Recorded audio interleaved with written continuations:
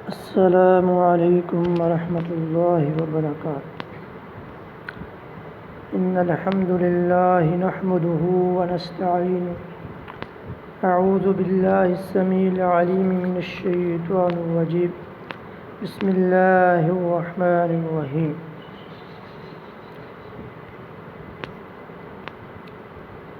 نبی اکرم صلی اللہ علیہ وسلم کے خطبہ حجۃ الوداع،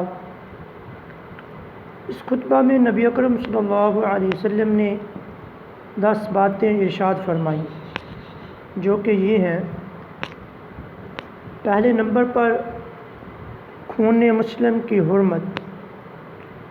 رسول اللہ صلی اللہ علیہ وسلم نے فرمایا، حرمت والے شہر، حرمت والے مہینے اور حرمت والے دن کی طرح خون مسلم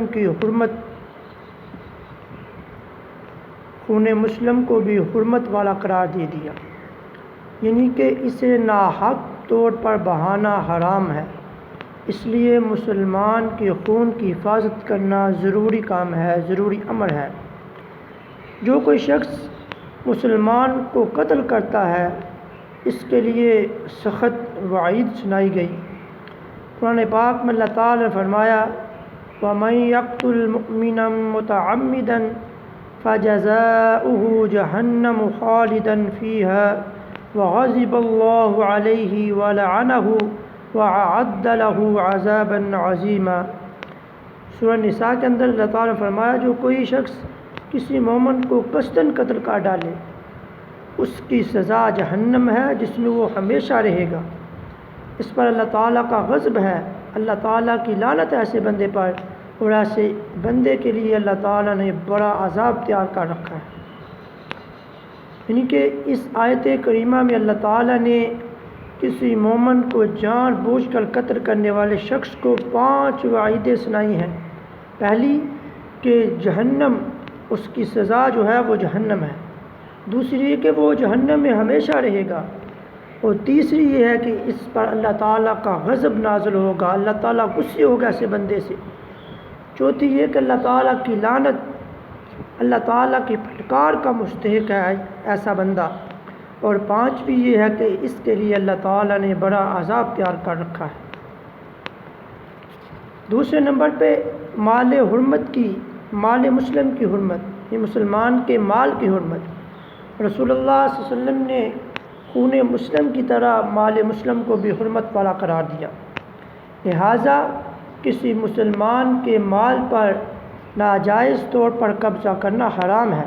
اللہ تعالیٰ نے فرمایا، یا ایھا الذین آمنوا لا تأکلوا اموالکم بینکم بالباطل الا ان تکون تجارۃ عن تراض منکم۔ کیا ایمان والو، اپنے آپس کے جو ناجائز طریقے سے جو مال ہے، وہ آپس میں ایک دوسرے کا مال مت کھاؤ، ہاں تمہاری پاس کی رضامندی سے خرید و فروخت ہو، آپس کی رضامندی سے خرید و فروخت ہو تو پھر ٹھیک ہے۔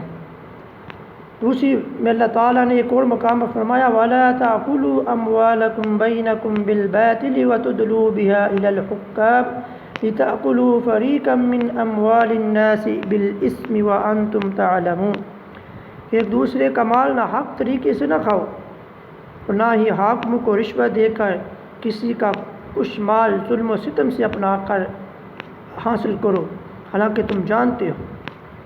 ان دونوں آیات میں بالباطل یعنی کہ ناجائز طریقے سے مال کھانے سے اللہ تعالیٰ نے منع فرمایا ہے، اور دوسری آیت میں اللہ تعالیٰ نے فرمایا، حاکم کو رشوت دے کر کسی کا مال ناجائز طور پر ناجائز طریقے سے نہ کھاؤ، بلکہ اس دور میں یہ چیز عام ہے۔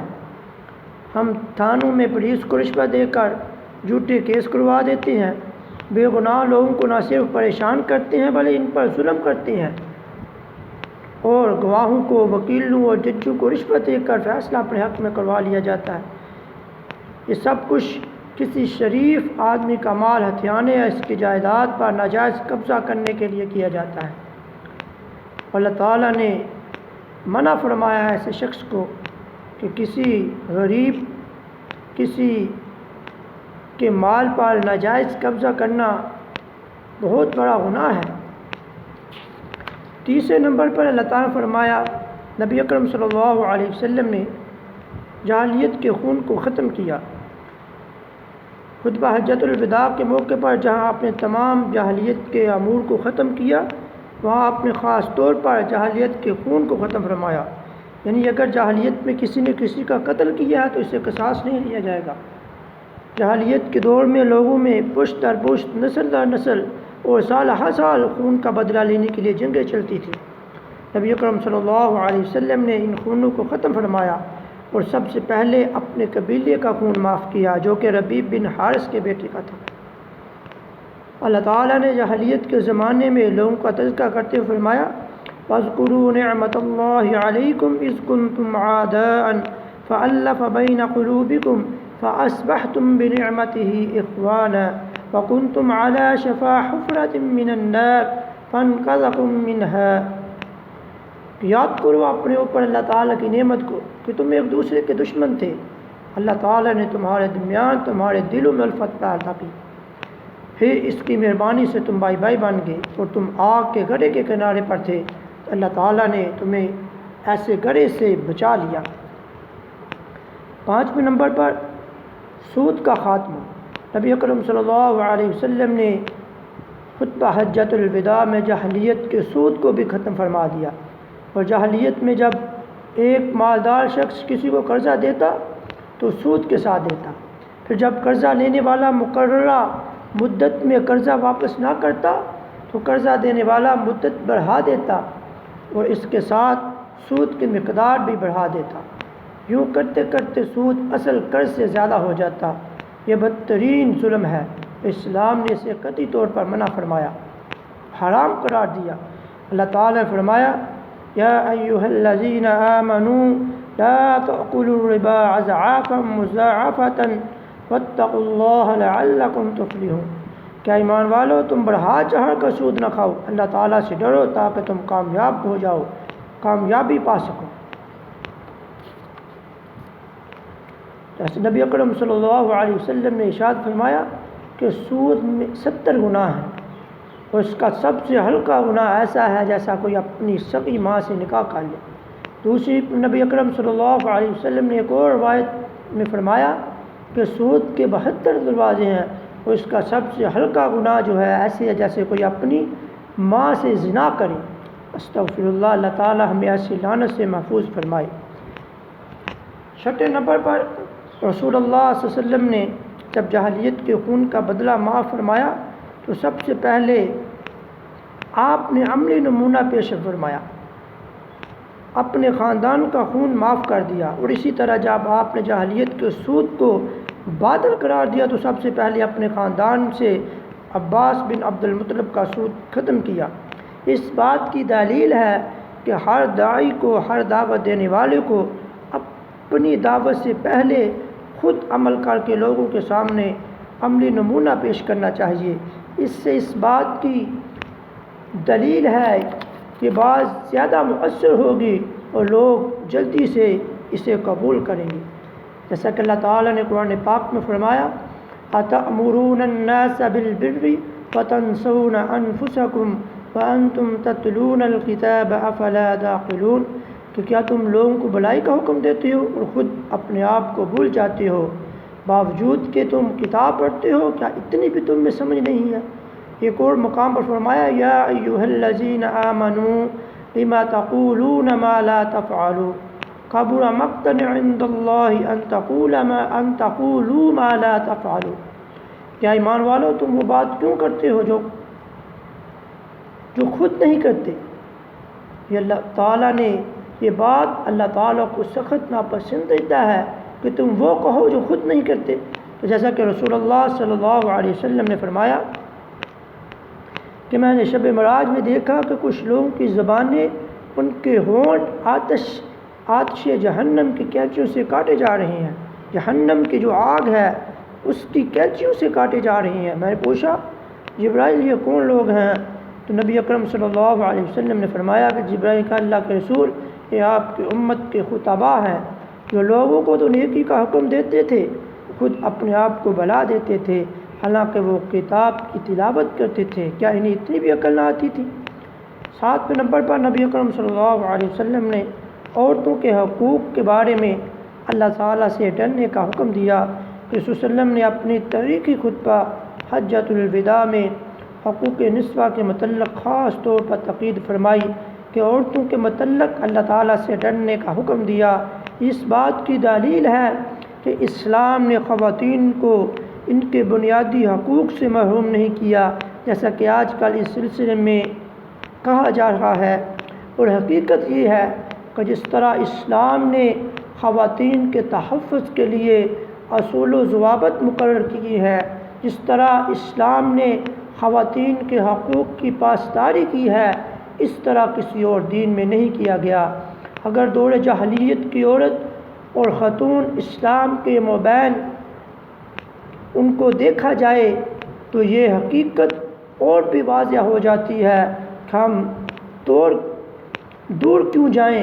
آج بھی جن ملکوں میں حقوق نسواء کی بات کی جاتی ہے، جہاں اسلام کے خلاف پروپیگنڈا کیا جاتا ہے، وہاں عورت کی حالت کو دیکھ لیا جائے، اس کی قدر و منزلت کیا ہے، اس کی قیمت اور راستے میں گری ہوئی چیز سے بھی زیادہ نہیں، اور جو شخص جب چاہے جہاں چاہے اسے اپنے دامے فریب میں پھنسا لیتا ہے، جبکہ مسلم معاشرے میں بسنے والی باپردہ اور شریف خاتون کی زندگی کو سامنے رکھ لیا جائے تو دونوں کی زندگی میں نمایاں فرق معلوم ہوگا۔ اس کی زندگی ذلت و خواری کی زندگی اور اس کی زندگی شریفانہ باعزت اور پروقار زندگی ہے۔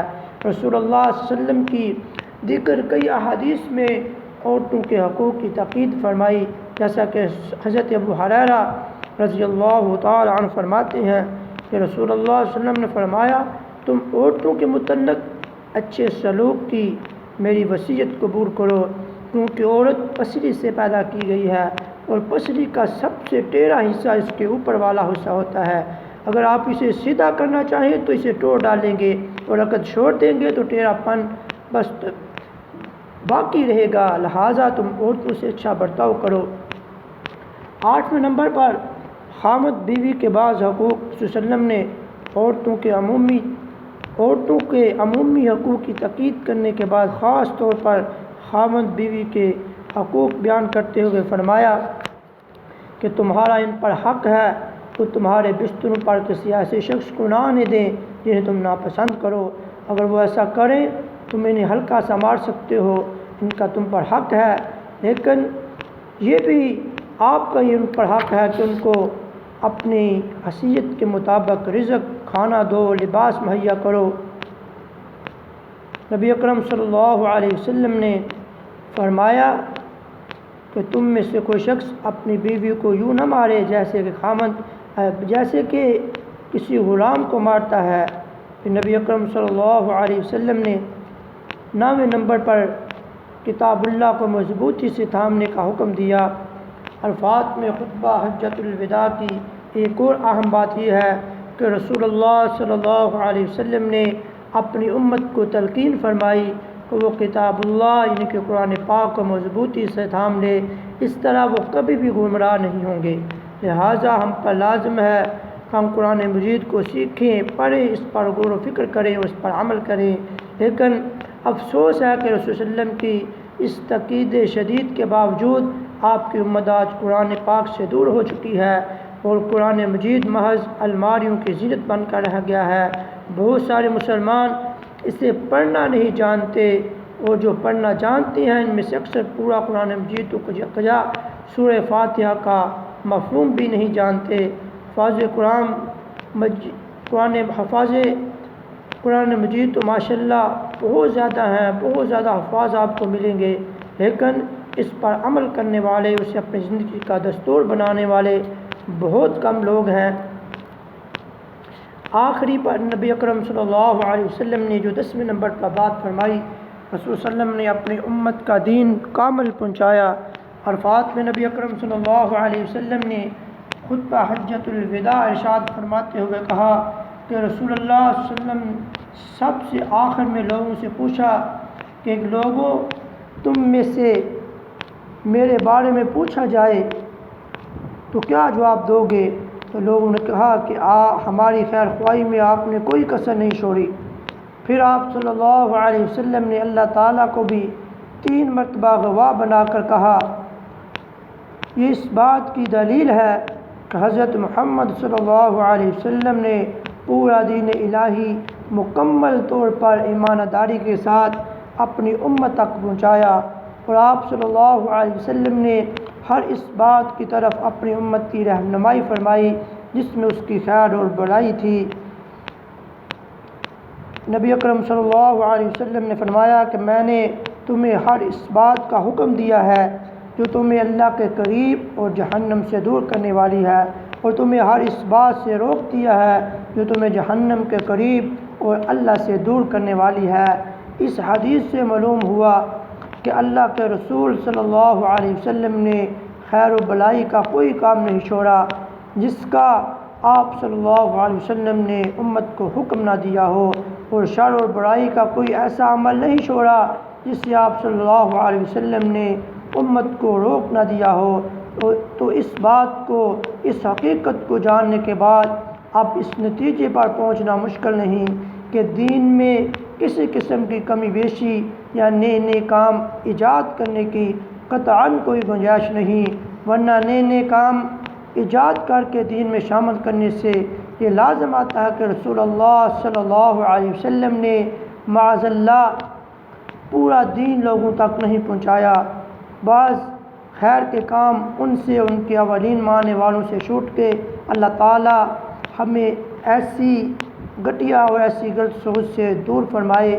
اللہ تعالیٰ نے آقا کائنات صلی اللہ علیہ وسلم پر آپ کو جو کام سونپے، نبی اکرم صلی اللہ علیہ وسلم نے سارے کا سارا مکمل اور کامل دین اپنی امت تک پہنچا دیا۔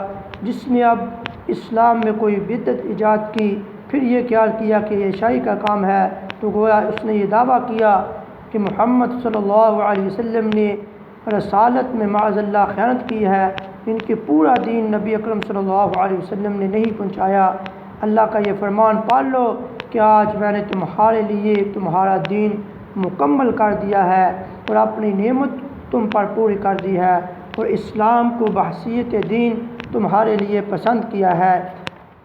اس بات کا ثبوت ہے کہ نبی اکرم صلی اللہ علیہ وسلم نے اپنی امت پر دین مکمل کر دیا ہے۔ اب دین میں کسی قسم کی بھی کمی بیشی کی کوئی گنجائش نہیں۔ جس شخص نے کوئی ایسا عمل کیا جس پر ہمارا دین نہیں، وہ مردود ہے۔ عزیز دوستو، یہ تھا میدان عرفات میں رسول اللہ صلی اللہ علیہ وسلم کا خطبہ حجۃ الوداع۔ اللہ تعالیٰ سے دعا ہے کہ اللہ تعالیٰ ہمیں حق کو سمجھنے اور اس پر عمل پیرا ہونے کی توفیق عطا فرمائے۔ وآخر دعوانا ان الحمد للہ رب العالمین۔ السلام علیکم ورحمۃ اللہ۔